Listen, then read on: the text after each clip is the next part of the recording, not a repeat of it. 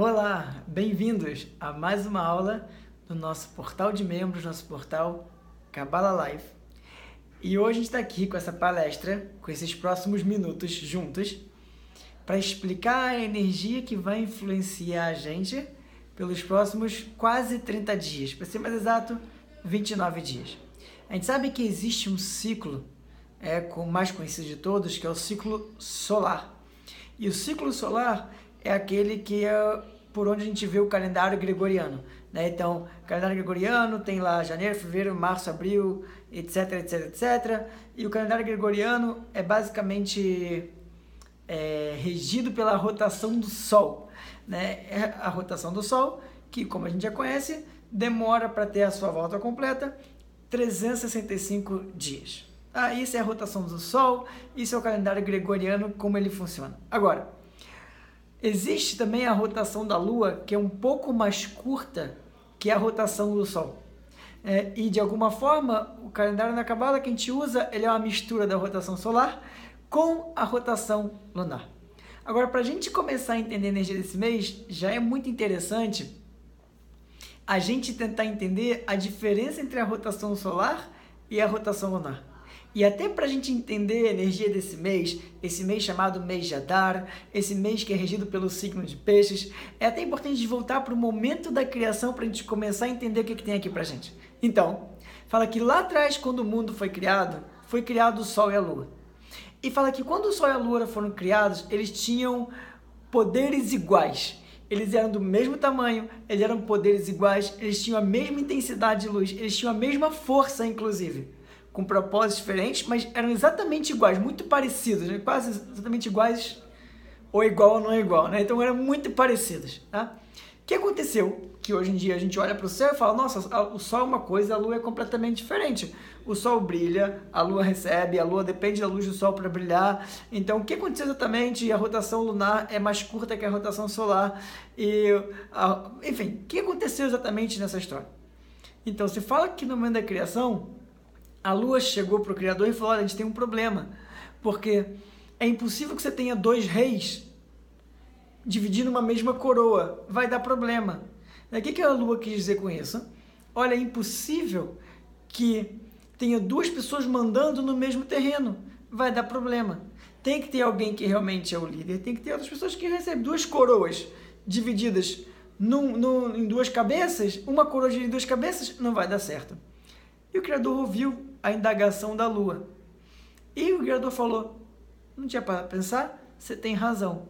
Então faz favor para mim, Lua, já que você trouxe essa indagação, você está completamente certa. Faz favor para mim, vai e se diminua. Seja menos brilhante, seja dependente do Sol. E além disso, sua rotação também vai ser menor que a do Sol. Então, na verdade, quando a gente fala do ciclo lunar, ele é interessante, né? A essência por onde tudo isso começou, ela é interessante. A Lua fez um comentário, e aí existem muitas discussões sobre esse comentário da Lua, se ela queria, na verdade, era poder para ela, se ela queria, na verdade, realmente estava disposta a falar tudo e tal. Mas a maioria dos comentaristas falam o quê? A Lua, quando fez essa indagação, ela estava falando assim, olha, não dá para ter dois. Como eu tive a ideia, como eu entendi o processo que não dá e não vai funcionar, então eu sou a pessoa que tem que ser mais elevada, e o Sol tem que ser menos elevado. Que não foi exatamente o que aconteceu. Então, por que eu estou falando isso para vocês, para começar a palestra desse mês, para começar essa palestra regida pelo signo da Lua, pelo signo de Peixes, no mês de Adar, tá? Por que eu estou falando isso para vocês? O que isso tem a ver com tudo que a gente está conversando, falando e estudando nesse momento? Esse é o mês de Adar, que a gente acabou de entrar, signo de Peixes, esse é o mês que é, energeticamente falando, astrologicamente falando, ele é o último mês do ciclo astrológico. O primeiro mês é o signo de Áries, ou mês de Nissan. O último mês é o mês que a gente acabou de entrar, é o mês de Adar, ou signo de Peixes. Então, o que isso tem a ver, já que sendo o último ciclo? Como qualquer coisa no final do seu ciclo, quando está terminando de chegar, a energia baixa um pouquinho, sabe? Eu ando de moto e eu ainda não gosto muito do trânsito, então eu ando de moto por isso, né? Mas ainda sou bem mais tranquilo do que era muitos anos atrás, mas de qualquer forma, um dia uma pessoa me perguntou assim, nossa, você anda de moto, você não tem medo de andar de moto? Eu falei, eu tenho muito medo de andar de moto. Ele falou, eu tenho muito medo de andar de moto, mas você anda de moto para cima e para baixo. Eu falei, o único motivo que eu me sinto apto a andar de moto é porque eu tenho um constante medo da moto em si. Isso me traz um estado de atenção e alerta para que eu não faça besteira. Já eu vou dizer para vocês o que eu quero dizer com essa história, mas tem uma continuação nessa história.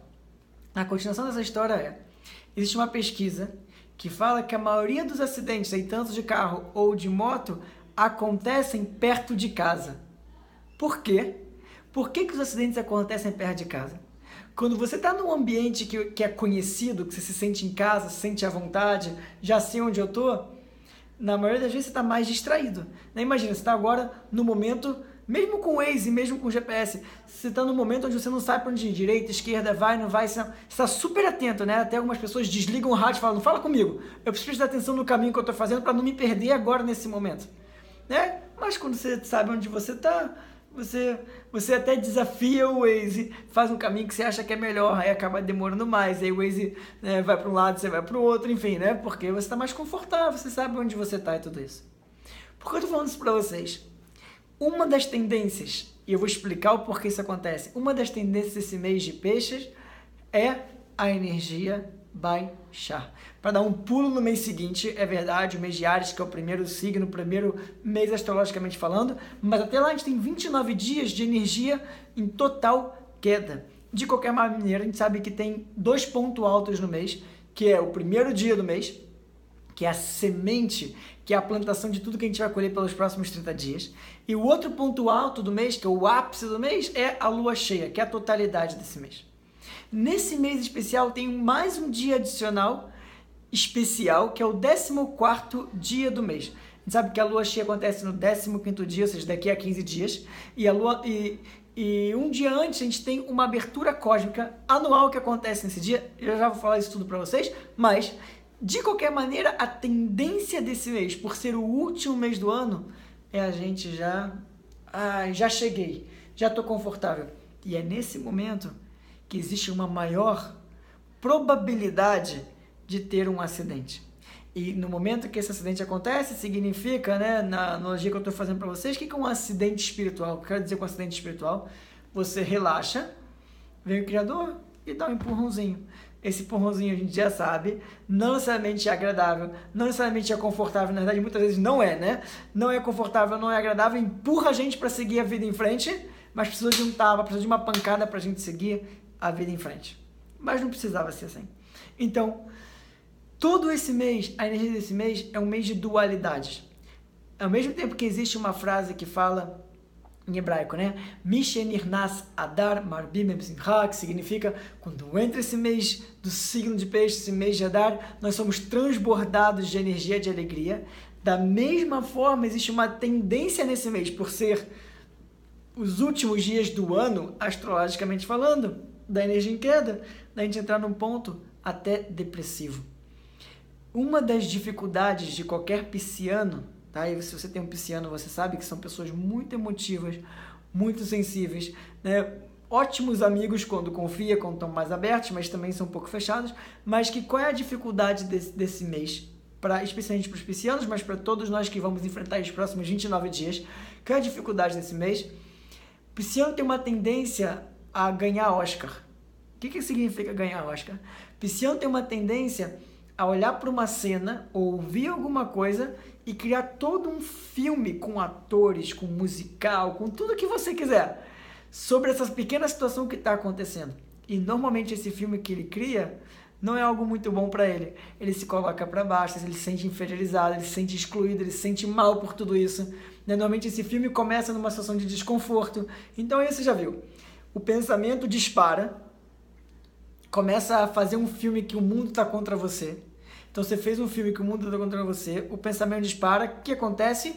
Você começa a se isolar. No momento que você se isola, você se isolou exatamente de quem? Das pessoas. Mas em outras palavras, as pessoas são Deus. Eu sou Deus, você é Deus, todo mundo é Deus. Se você uma forma da manifestação de Deus, né? Então se você se afasta de todas as pessoas, de todas as energias, o que você está fazendo? se afastando da própria energia do Criador. Então, esse isolamento faz com que aconteça uma tendência energética nesse mês a criar ainda mais filmes, e com esses filmes criar ainda mais maluquice, e com essa maluquice criar ainda mais uma tendência à depressão. Com uma pesquisa feita, o maior número de pessoas que são consideradas bipolares e malucas, até no manicômio em si, no Pinel e etc., a maioria dessas pessoas são do signo de Peixes. Então, esse é um mês que, com certeza, os piscianos têm que tomar mais cuidado com essa dualidade, mas esse é um mês que isso é uma informação que é real para todos nós. Esse é um mês que a gente pode tanto ir para um lado de depressão, tristeza, filmes, né, e depressões, chateação, etc. Você fala assim, não, eu não vou entrar nesse ritmo, eu vou buscar um outro ritmo.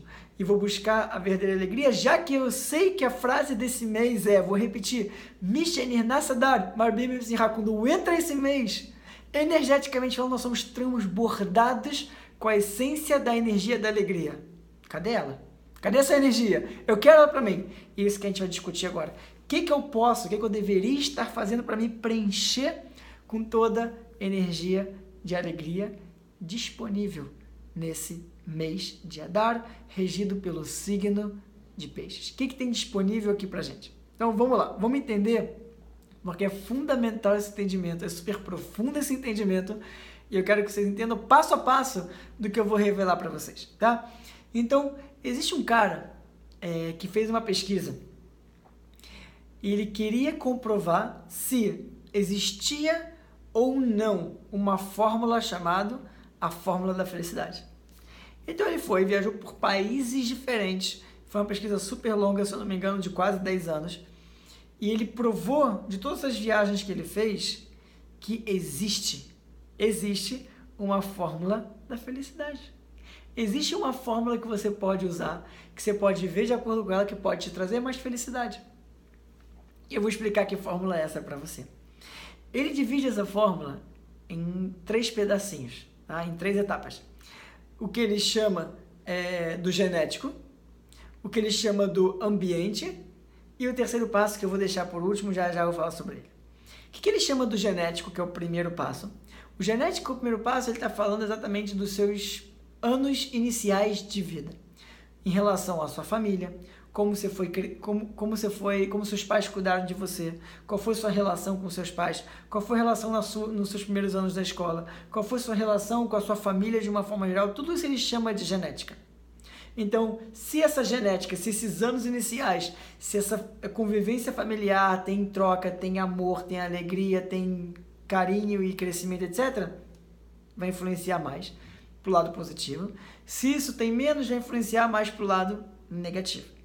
Agora, esse fator, de acordo com a fórmula que ele criou, que ele descobriu, né, que ele revelou, a fórmula da felicidade, só pode afetar uma pessoa, uma alma, em até 10%. Ou seja, independente se você tem uma infância incrível ou totalmente destrutiva, isso só te afeta ao longo da vida em relação à felicidade em até 10%.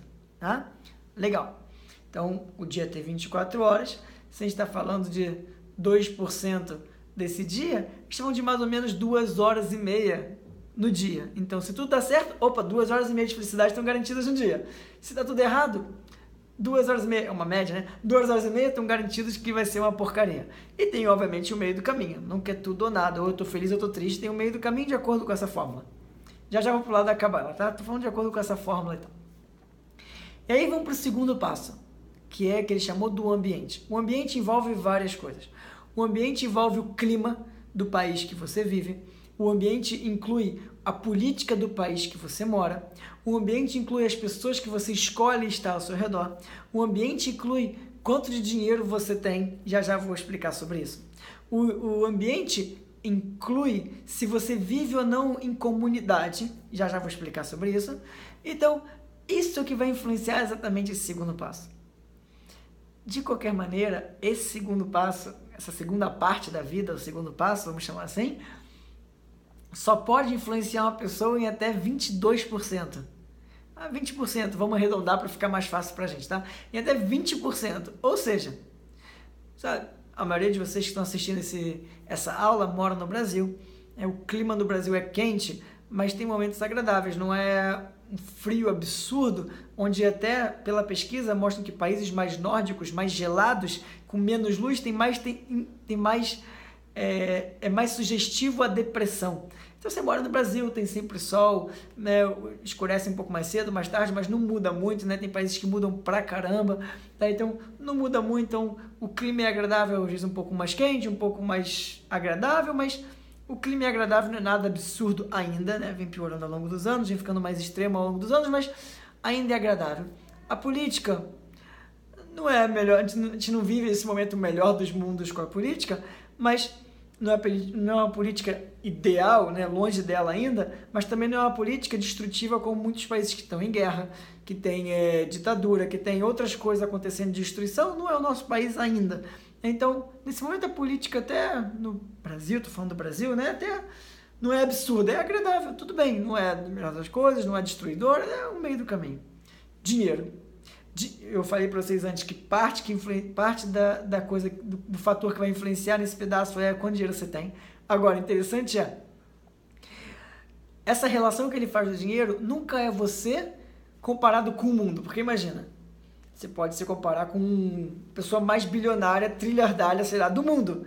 E comparado com essa pessoa, você sempre vai ter pouco dinheiro. Agora, se você se comparar com o seu vizinho, que talvez seja mais igual a você, aí você até entra numa comparação. Então essa fórmula fala que dinheiro só afeta quando você olha para o lado. Para o lado significa que é o ambiente que você vê, as pessoas que estão ao seu redor.